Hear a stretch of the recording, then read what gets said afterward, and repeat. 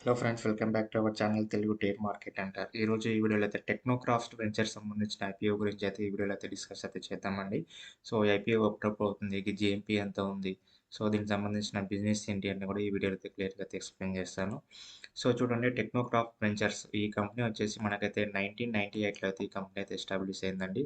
So after IPO అయితే దీని యొక్క మార్కెట్ క్యాప్ వచ్చేసి 839 కోట్లు అయితే అవుతుందన్నమాట. సో ఇది వచ్చేసి పబ్లిక్ ఇన్ఫ్రాస్ట్రక్చర్ డెవలప్మెంట్ కంపెనీ అన్నమాట. సో ఇది వచ్చేసి మనకి ఉత్తరప్రదేశ్ నుంచి ఆపరేషన్స్ అయితే చేస్తుంది. అంటే ఉత్తరప్రదేశ్ స్టేట్‌లో గాని సంబంధించిన రెసిడెన్షియల్ అండ్ రోడ్ కాంట్రాక్షన్స్ ఉంటాయి కదా! సో దానికి సంబంధించిన ప్రాజెక్ట్స్ అయితే చేస్తుందన్నమాట. ఇది ఈపీసీ కంపెనీ అంట. అంటే engineering, procurement and construction company అన్నమాట. అంటే వీళ్ళు ఏం చేస్తారంటే లైక్ వాటర్ సప్లై ఉంటాయి కదా! Water supply and waste water ఉంటాయి కదా! వేస్ట్ వాటర్‌ని బయటికి పంపిస్తూ ఉంటారు కదా! సిటీస్ నుంచి. దానికి సంబంధించిన ప్రాజెక్ట్స్, అలాగే రోడ్స్, హైవేస్ ఉంటాయి కదా! మనకి నార్మల్ రోడ్స్ ఏస్తుంటారు. హైవే రోడ్స్ ఏస్తుంటారు కదా! సంబంధించిన projects and electrical transmission and substations, అలాగే అర్బన్ ఇన్‌ఫ్రాస్ట్రక్చర్ అని జెప్పేసి డిఫరెంట్ ప్రాజెక్ట్స్ అయితే వీళ్ళైతే చేస్తున్నారనమాట. మెయిన్‌లీ వీళ్ళకి ఎక్కువగా అయితే state government and central government సంబంధించిన ప్రాజెక్ట్స్ అయితే ఉండడం అయితే జరుగుతుంది. సో, ఇక్కడ వీళ్ళేందంటే ఇక్కడ ఉత్తరప్రదేశ్ కాకుండా వీళ్ళేందంటే ఉత్తరాఖండ్ అండ్ రాజస్థాను, ఢిల్లీ అండ్ అలాగే ఇప్పుడు రీసెంట్‌గా అయితే మధ్యప్రదేశ్, బీహారు, ఒడిస్సాలో కూడా వీళ్ళు ప్రాజెక్ట్స్ అయితే చేయడం అయితే జరుగుతుందన్నమాట. సో, ఈ ఐపీఓ వచ్చేసి మనకెప్పుడు ఓపెన్ అవుతుందంటే ఆగస్ట్ 7న ఓపెన్ అవుతుంది. ఆగస్ట్ 11న క్లోజ్ అవుతుంది. మనకి ₹14,000 వచ్చేసి మినిమమ్ ఇన్వెస్ట్‌మెంటు. 70 షేర్స్ వచ్చేసి 1 లాట్ సైజ్ అనమాట. సో, ప్రైస్ రేంజ్ వచ్చేసి 200 నుంచి 212 రూపీస్ అయితే ఉంది. మనకి టోటల్ ఇష్యూ సైజ్ వచ్చేసి 251 క్రోర్స్ అన్నమాట. సో, అలాట్‌మెంట్ వచ్చేసి మనకు ఆగస్ట్ 12న అవుతే, మనకు ఆగస్ట్ 14న మనకి ఎన్ఎస్‌సీ అండ్ బీఎస్‌లో అయితే ఈ ఐపీఓ అయితే మనకైతే ఓపెన్ అవుతుందండి. సో, చూడండి, మనకి fresh capital come offer for sale అన్నమాట. సో, ఈ 251 కోట్లలో 200 అనేది ఫ్రెష్ ఇష్యూ అంటే కంపెనీకి వెళ్ళిపోతుందన్నమాట. సో, వాళ్ళ దగ్గర నుంచి మనకి దగ్గరగా 95 లాక్స్ షేర్స్ అయితే మన దగ్గరకైతే వస్తున్నాయన్నమాట.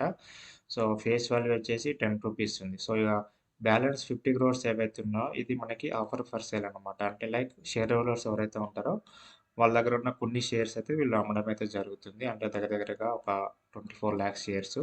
సో, ఆ షేర్స్ మనకి ఆఫర్ ఫర్ సేల్ కింద అయితే రావడం అయితే జరుగుతుందనమాట.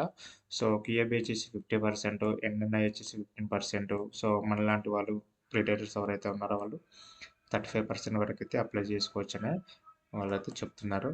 సో, మన పర్పస్ వచ్చేసి ఇది వర్కింగ్ క్యాపిటల్ కోసం అయితే వీళ్ళు 150 కోట్లయితే వీళ్ళు యూజ్ చేయబోతున్నారు. అంటే వీళ్ళకి ప్రాజెక్ట్స్ వస్తాయి కదా! ప్రాజెక్ట్స్ వచ్చినప్పుడు ఏంటంటే మొత్తము అమౌంట్ అనేది ఒకటేసారి ఇవ్వరు. ఏ కంపెనీ అయినా సరే, ఏ ప్రాజెక్ట్‌కైనా సరే. వాళ్ళు కొంచెం మినిమమ్ అమౌంట్ మాత్రమే ఇస్తారు. సో, ప్రాజెక్ట్ జరుగుతున్న కొద్దీ మనకు అమౌంట్స్ అనేది రావడం జరుగుతుంది కాబట్టి, అలాంటి టైంలో వీళ్ళేందంటే ముందే వీళ్ళ దగ్గర ఉన్న అమౌంట్‌ను వీళ్ళు కొంచెం ఇన్వెస్ట్ చేసి ఆ వర్క్‌ని కొంచెం ఫాస్ట్‌గా చేయడానికి చేస్తూ ఉంటారనమాట. అందుకే దానికి వీళ్ళు ఈ అమౌంట్‌ని అయితే యూజ్ చేయబోతున్నారు. ఇక బ్యాలెన్స్ అమౌంట్ ఏదైతే ఉందో అది మామూలుగా జనరల్ కార్పొరేట్ పర్పస్ అయితే యూజ్ చేస్తారనమాట. సో, చూడండి, వీళ్ళకి ఫినాన్షియల్స్ అయితే బాగానే ఉన్నాయండి. సో, 24లో 227 కోట్లయితే ఇన్‌కమ్ వచ్చింది. సో, అదే వచ్చేసి మనకి 25లో 280 కోట్లు అయితే పెరిగిందనమాట. సో, మళ్ళీ 26కి వచ్చేసరికి ఆల్మోస్ట్ 60 క్రోర్స్ ప్రాఫిట్స్ పెరిగింది. 26లో 347 క్రోర్స్ అయితే చూపించడం అయితే జరిగింది. సో, 24లో వచ్చేసి ఆఫ్టర్ టాక్స్ మనకి 19 కోట్లు ఇక్కడ మనకి ప్రాఫిట్ అయితే వచ్చింది. సో, 25లో వచ్చేసరికి 28 క్రోర్స్.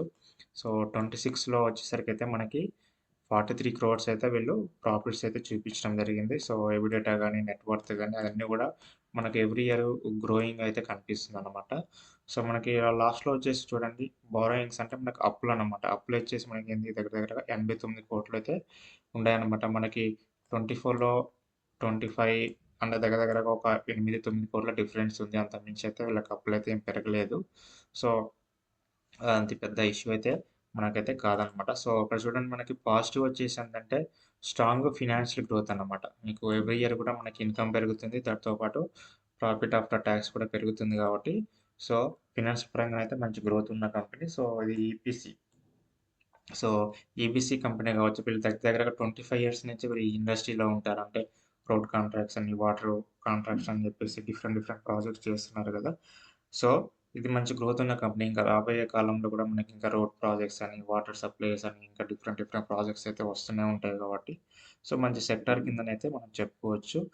సో వీళ్ళకేందంటే మెయిన్‌లీ గవర్నమెంట్ నుంచే ఎక్కువగా ప్రాజెక్ట్స్ వస్తుంటాయి. కాంట్రాక్ట్ వస్తుంటాయనమాట. అంటే వాటర్ సప్లై గాని, వాటర్ ట్రీట్మెంట్ అంటే లైక్ వేస్టేజ్ వాటర్‌ని గూడా వీళ్ళు బయటికి ఎట్లా పంపియాలి దానికి సంబంధించిన ప్రాజెక్ట్స్ ఎయడము, పైపులేయడము. సో, అవన్నీ చేస్తూ ఉంటారు గాబట్టి, సో, ఇదొక పాజిటివ్ కిందనైతే చెప్పుకోవచ్చండి. సో, ఇక్కడ ఫ్రెష్ ఇష్యూ మనకు వీళ్ళు రేట్ చేస్తున్న అమౌంట్ దగ్గర దగ్గర ఒక 200,00,00,000 అయితే ఫ్రెష్ ఇష్యూ కింద అంటే ఇది కంపెనీ గ్రోత్‌కే యూజ్ అవుతుంది కాబట్టి, అదొక పాజిటివ్ కింద చెప్పుకోవచ్చు. షేర్ యొక్క ప్రైస్ గూడా మనకి రీజనబుల్‌గా అయితే ఉందని జెప్పుకోవచ్చు. సో, మనకు నెగెటివ్ వచ్చేసరికి ఏందంటే చెప్పాను గదా! ఎక్కువగా డిపెండింగ్ ఆన్ గవర్నమెంట్ కాంట్రాక్ట్స్‌కే వీళ్ళకి ఎక్కువగా వస్తున్నాయి. ఇంకా డిఫరెంట్ వేరే వేరే కాంట్రాక్ట్స్ అయితే తక్కువ గాబట్టి, ఒకవేళ మేజర్ గవర్నమెంట్ మారినా, లేకపోతే వాళ్ళ దగ్గర నుంచి ప్రాజెక్ట్స్ తగ్గినా గానీ, సో, ఎఫెక్ట్ పడే ఛాన్స్ అయితే ఉంటుంది. సో, వీళ్ళు వర్కింగ్ క్యాపిటల్ కోసం అంటే ఇప్పుడు ముందుగానే వీళ్ళు ప్రాజెక్ట్స్ రన్ చేయడానికి అమౌంట్ యూజ్ చేస్తున్నారు కాబట్టి, ఇన్ కేస్ ఆఫ్ వాళ్ళకి అమౌంట్ పెట్టినంక మనకి గవర్నమెంట్ నుంచి గానీ, వాళ్ళేదైతే ప్రాజెక్ట్స్ తీసుకుంటారో వాళ్ళ దగ్గర నుంచి అమౌంట్ రాకపోతే, అక్కడ వాళ్ళకి వీళ్ళకి కొంచెము బ్యాలెన్స్ చేయడం అనేది ఇబ్బందిగా ఉంటుందనమాట. సో, అదొక నెగెటివ్ కిందనైతే చెప్పుకోవచ్చు. ఎగ్జిక్యూషన్ రీస్ అంటే వాళ్ళు చెప్పిన ప్రకారము మన ప్రాజెక్ట్స్ అనేది కంప్లీట్ చేయాలి. 1 ఇయర్ అంటే 1 ఇయర్ లేదంటే 6 మంత్స్ అంటే 6 మంత్స్. సో, అలాంటప్పుడు మనం ఎగ్జిక్యూషన్ అనేది కరెక్ట్‌గా ఉండాలి. ఎగ్జిక్యూషన్ కరెక్ట్‌గా లేదు అంటే, రాబోయే ప్రాజెక్ట్స్ మీద మనకి కొంచెం రిస్క్ ఉంటదని చెప్పుకోవచ్చనమాట. ఆఫర్ ఫర్ సేల్ కాంపోనెంట్ అనేది ఇది పెద్దదైతే ఏం గాదు. జస్ట్ వాళ్ళు ఒక 20,00,000 షేర్స్ మాత్రమే వాళ్ళైతే సెల్ జేస్తున్నారు. ఇది పెద్ద నెగెటివ్ అయితే నేనైతే కాదనుకుంటున్నాను. సో, చూడండి ఇదొచ్చేసి మనకి జీఎంపీ ఎంత ఉందంటే ప్రస్తుతానికైతే ఒక షేర్‌కొచ్చేసైతే రూ. 10 అయితే ఉందండి. అంటే 4% గెయిన్స్ వచ్చే ఛాన్స్ అయితే ఉంటుంది. ఇది యాస్ పర్ గూగుల్ డేటా ప్రకారం నేను వీడియో తీసే టైంకి. సో, ఇది మనకు కంపెనీ లిస్ట్ అయ్యే టైంకి అది మారొచ్చు, పెరగొచ్చు, తగ్గొచ్చనమాట. సో, చూసారు కదండీ! ఈ వీడియో నచ్చితే లైక్ చేయండి, షేర్ చేయండి. మరిన్ని వీడియోస్ కోసం అయితే నా ఛానెల్‌ని అయితే సబ్స్క్రైబ్ చేసుకోండి. Thank you.